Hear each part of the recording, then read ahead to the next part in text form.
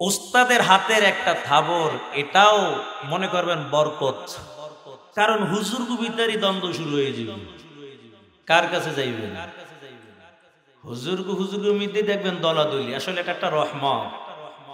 হুজুরদের মধ্যে দলাদলি, এটা আগেও ছিল, এখনো আছে, আরো থাকবে, এটা একটা রহমত।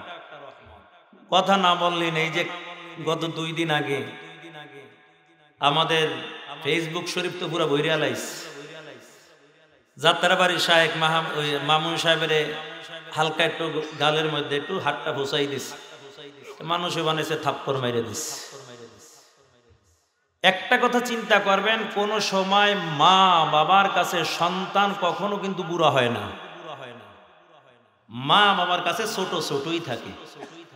ঠিক তেমনি ভাবে উস্তাদের কাছে ছাত্র কোনোদিন কিন্তু বড় হয় না, উস্তাদের কাছে ছাত্রই থাকে। উস্তাদের হাতের একটা থাবর, এটাও মনে করবেন বরকত। এইটা নিয়ে ফেসবুক পুরা উল্টা পাল্টা করে আলাইছে। আর কোত্থেকে এই ফেসবুক শরীফের ফেরেশতারা আইয়া একটা ছবি টবি তুললে জায়গায় কমপ্লিট করে আল্লাহই জানে। আল্লাহ আমাদের হেফাজত দান করুন। আবার ওলামায়ে কেরামের মধ্যেও দেখবেন দ্বন্দ্ব। একদল বলবে নামাজ হলো সর্বোত্তম ইবাদত, আর এক দলে বলবে নামাজ এটা ইসলামের সত্য বিধান না।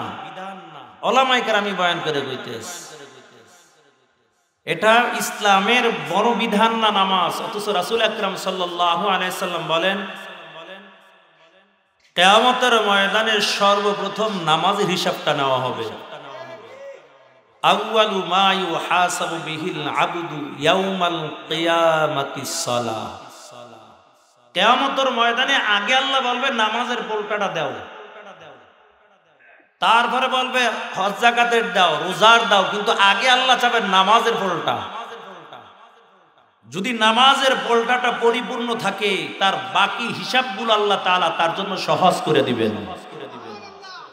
আর নবীজি বলেন, যেই ব্যক্তি দুনিয়ার জমিনে 5 ওয়াক্ত নামাজ গুরুত্ব সহকারে আদায় করে নিবে, আল্লাহ তাআলা তাকে 5টা পুরস্কার দান করবেন। তার মধ্যে হইতে একটা পুরস্কার কিয়ামতের ময়দানে বান্দা হাসতে হাসতে আল্লাহর জান্নাতের মেহমান হয়ে যাবে। Presents by Kuakata media centre. হক্কানি আলেমদের নিত্য নতুন ভিডিও পেতে আমাদের চ্যানেলটি সাবস্ক্রাইব করুন। কুয়াকাটা মিডিয়া সেন্টার, ইসলামিক বিনোদনের বিশ্বস্ত সঙ্গী।